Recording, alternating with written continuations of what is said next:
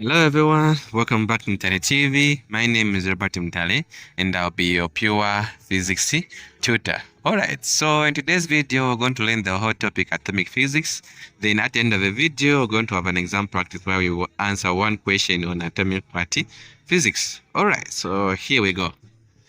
So let's start with an atom itself. So an atom is simply the smallest particle of an element that can take part in a chemical reaction.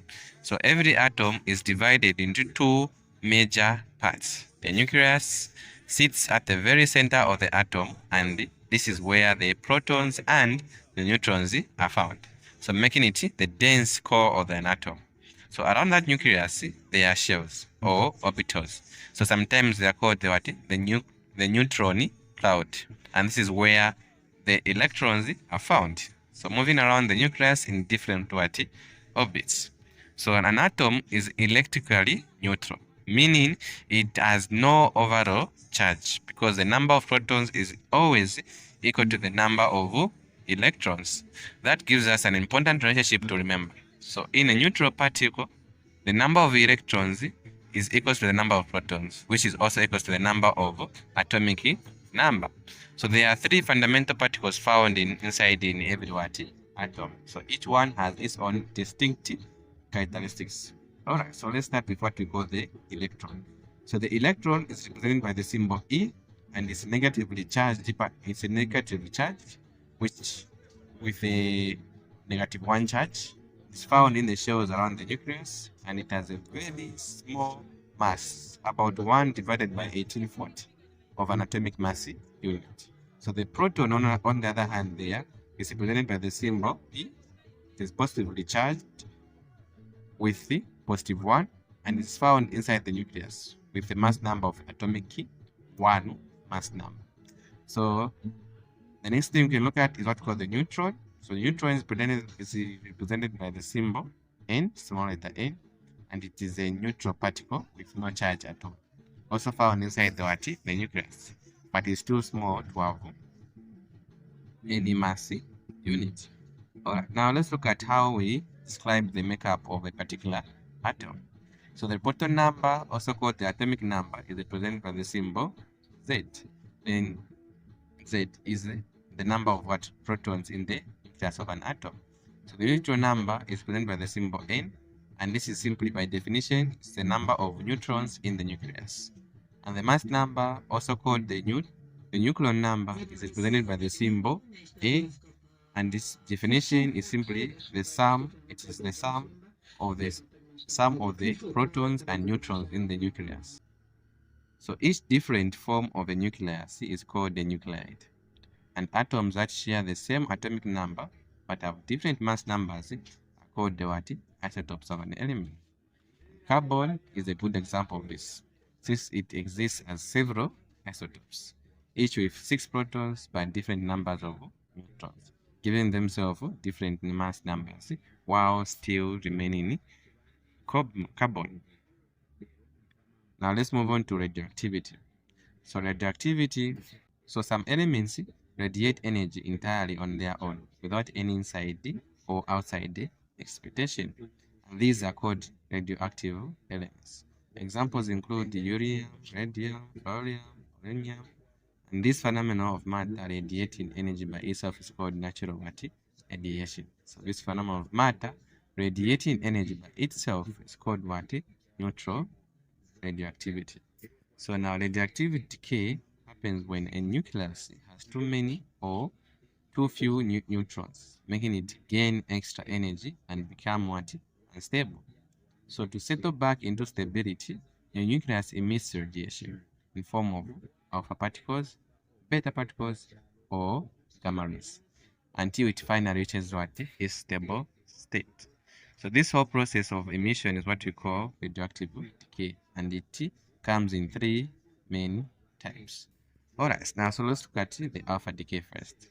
Since this is where the nuclear equation really starts to matter, an alpha particle, symbol alpha, or helium element is essentially an helium nucleus. An alpha particle is essentially as a helium nucleus.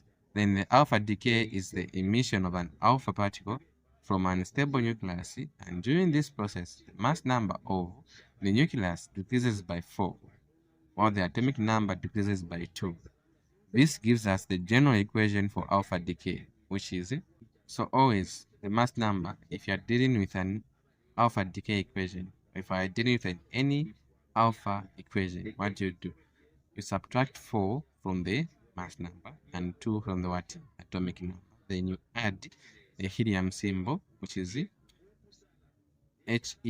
to the power 4 and subscript 2. So reading this equation carefully, the parent nuclide X loses 4 from its mass number and 2 from its atomic number as it transfers into a new daughter nuclide Y, while releasing an alpha particle. So a particle example of this is radium 226 with atomic number 88, which emits an alpha particle and transforms into random with a mass number of 222 and atomic number of 86, since it has lost 2 protons and 2 neutrons from its nucleus. Okay, so the next one we need to focus on is the beta decay. So a beta particle is represented by the symbol, that one, or with an E electron symbol. So by definition, it's simply just a fast moving electron. So beta decay is the emission of the beta particle, and during this process, the mass number of the nucleus stays exactly the same, while the atomic number increases by 1. So this gives us a general equation for beta decay as A x element x to the power A and the subscript with mass number A and the atomic number Z is equals to the same element, which is Z, with the same mass number A, but we add 1 on the on the Z. That's why the plus 1 there, and the Y. Then plus E representing the beta particle. So what you need to know is that when you're dealing with the beta particle, the atomic number always increases by 1. In this case, the mass number of the parent nuclide carries over and charged into the daughter nuclide 1. But the atomic number goes up by what? By 1. Because inside the nucleus, a neutron is converting into a proton and releasing an electron as the beta particle. So a practical example of this is the plutonium 241 with atomic number 94, which emits a beta particle and transforms into a merensium, keeping the same mass number of 241, but with its atomic number increased by 295. Finally, there is gamma decay. So gamma rays is denoted by the symbol, that one, are, in short, in other words, are electromagnetic waves and not particles like alpha and beta radiation. So gamma decay is the emission of a gamma ray, and during this process, both the mass number and the atomic number remain completely uncharged. So this gives us the general equation for the gamma decay, which is the same thing, just include the symbol. Since neither the mass number nor the atomic number changes, the daughter nuclide is simply the same element as the parent nuclide, just with less internal energy. So this usually happens right after the nucleus has already emitted an alpha or a beta particle, leaving it unstable. Extracted energy state, so it releases that extra energy as a gamma ray to settle down completely. So it's worth comparing all the 3 types of radiation side by side, since their properties differ quite a lot. So in terms of nature, an alpha particle is an helium nucleus, while a beta particle is an electron, while a gamma ray is simply an electromagnetic wave.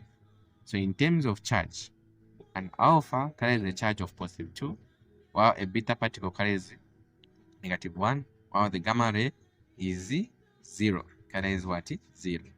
But in terms of approximate mass, the alpha particle has a mass of about 4 atomic mass units, while as the beta particle has 1 divided by 1840, while the gamma ray is essentially massless. There are, in terms of ionization effect also differs completely. So the alpha has a strong ionization effect, while a beta has a weak ionization effect. As for the gamma ray, has a very weak ionizing what effect. It's like on the bottom in terms of ionization. In order, you have number one, the alpha is strong, followed by the beta, then lastly the gamma. So in their range in air,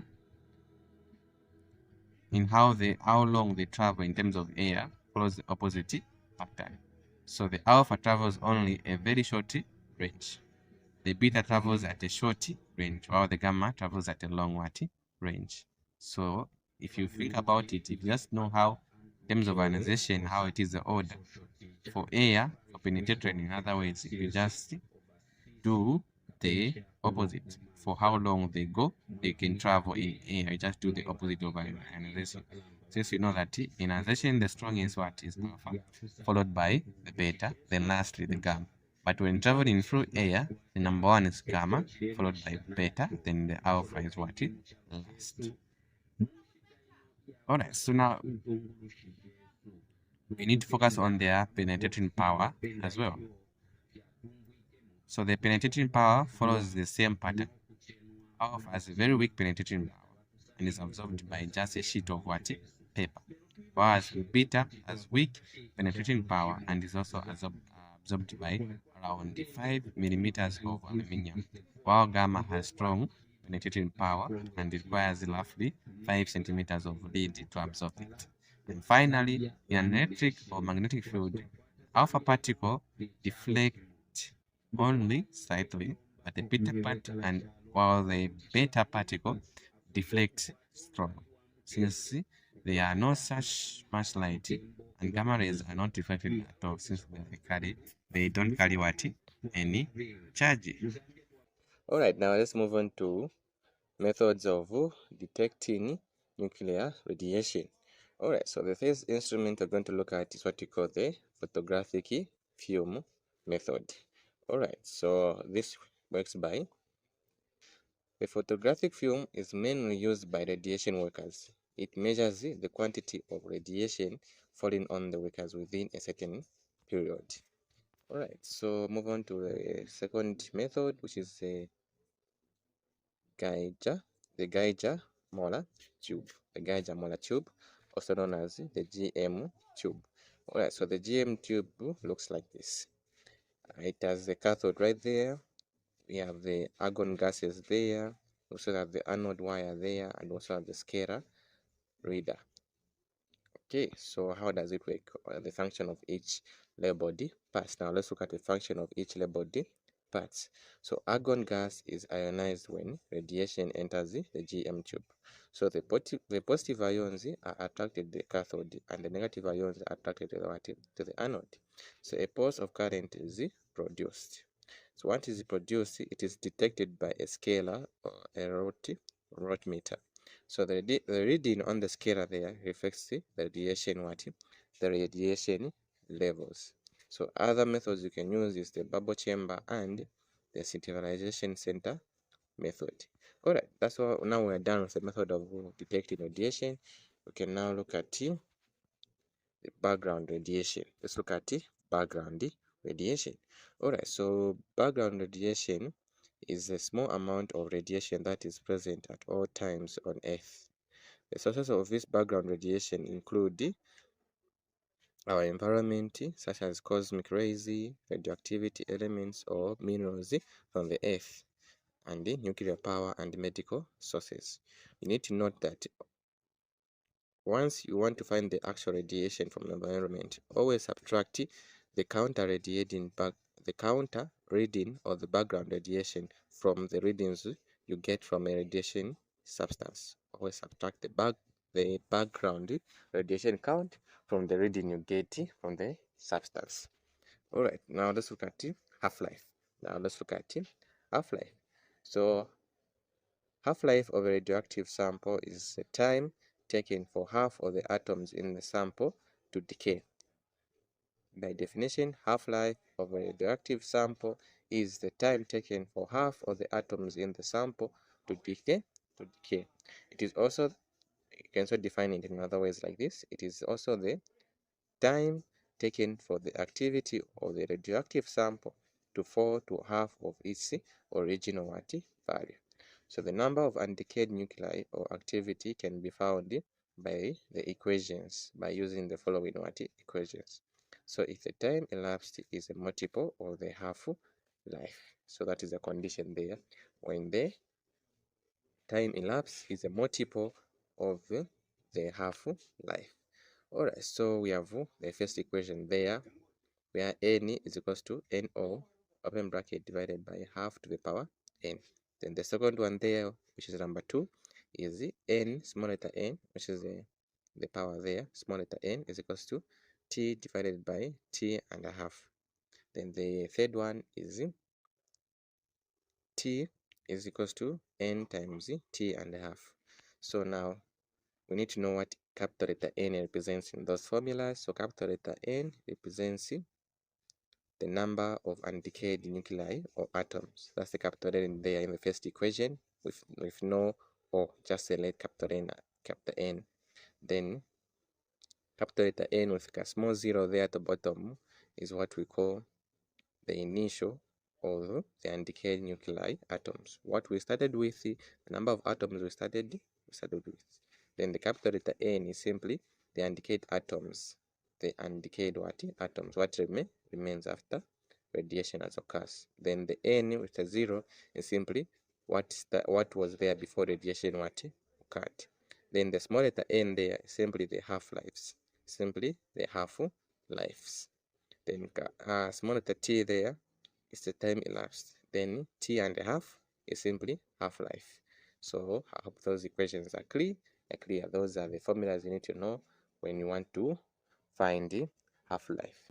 So this decaying behavior is usually represented by using a decaying curve, a graph of an decayed mass or the count rate of a radioactive substance plotted against time.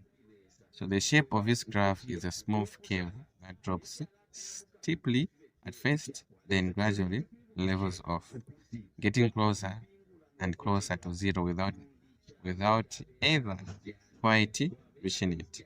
So to find the half-life directly from the decay curve, you simply read off the amount of undecayed substance at the start.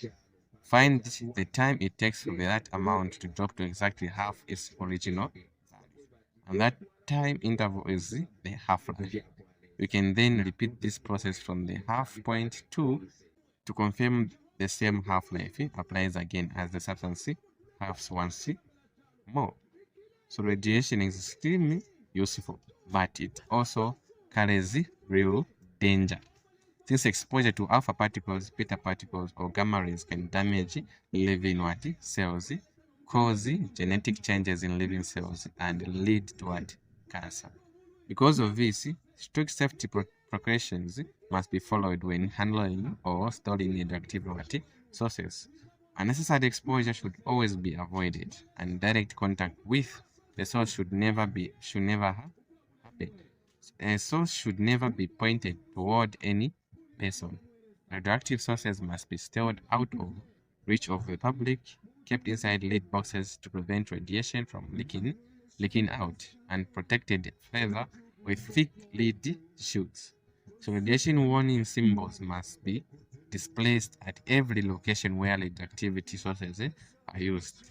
And workers handling radioactivity materials must wear special protective clothing and gloves, and they must wear thermal badges which measure the amount of radiation they are exposed to over a given period of time. Alright, now let's look at the uses of radioisotopes and the safety precaution. Alright, so radioisotopes are isotopes that are able to emit radioactive rays.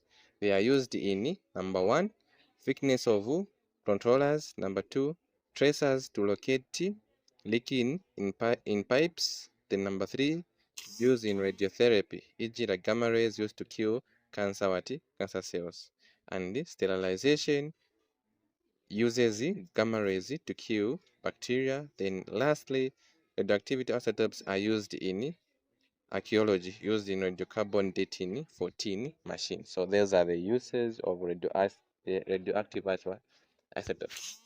Okay, so let's start our exam practice. So this question came in the 2015 paper 2 pure physics. All right, so it reads: uranium, which is 238 and 92, decays to form a nucleus of ferrium by emission of an alpha particle. Ferrium has the symbol 234 and 90 TH. Alright, so question A reads, what is the meaning of the nuclear number? What is the meaning of the nucleon number? Alright, so we have learned that in the lesson that the nuclear number is simply the total number of protons and neutrons in the what? In the nucleus. Then you have also, okay, so we move on to question B. So question B reads, state the proton number and the nuclear number of an alpha particle. Alright, so the proton number is 2 and the nuclear number is what? 4. Okay, we move on to question C, 8C. Question 8C reads, write a decay equation to show how uranium 238 and 92U decays to 234 90 TH after emitting an alpha what particle. We have learned about the nuclear what equation. So please, if you don't know how to write the nuclear equations, go back to the video, just replay the video and pay particular attention on how to write the equations, because they do come in the exam almost. It's either in section B or section A. It's a mandatory topic, this one. So please make sure you play back the video. So for us to write the equation of an emitting an alpha particle, we're going to say uranium and arrow, forward arrow, is equals to uranium plus helium what particle. Why? Because helium represents what? The alpha particle. So there you will notice that for uranium, the mass number as detected by what? By 4, given us 234. And the atomic number as detected by what? By 2, given us what? 90. So 92 changes what? To 90. That's why you have thorium there. Alright, then we move on to question D. Question D reads, thorium 234 decays to an isotope of protonium by beta decay. Write the decay equation to show this process.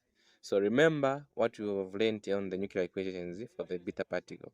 We say that only the atomic number increases by what? By 1. Wow, that the mass number remains the same. So in this case, the 90 there on helium will increase by 1, giving us protonium there. So the final equation will be uranium is equals to 234 and 91 Pa plus an electron. Alright, so this gives you about 7 marks in the exam. Alright, thank you for watching. I hope you have learned one or two things. If you have, please subscribe, like, and leave a comment. That's the only way you can support this channel and help us to make more content like this. Thank you for watching. Bye bye.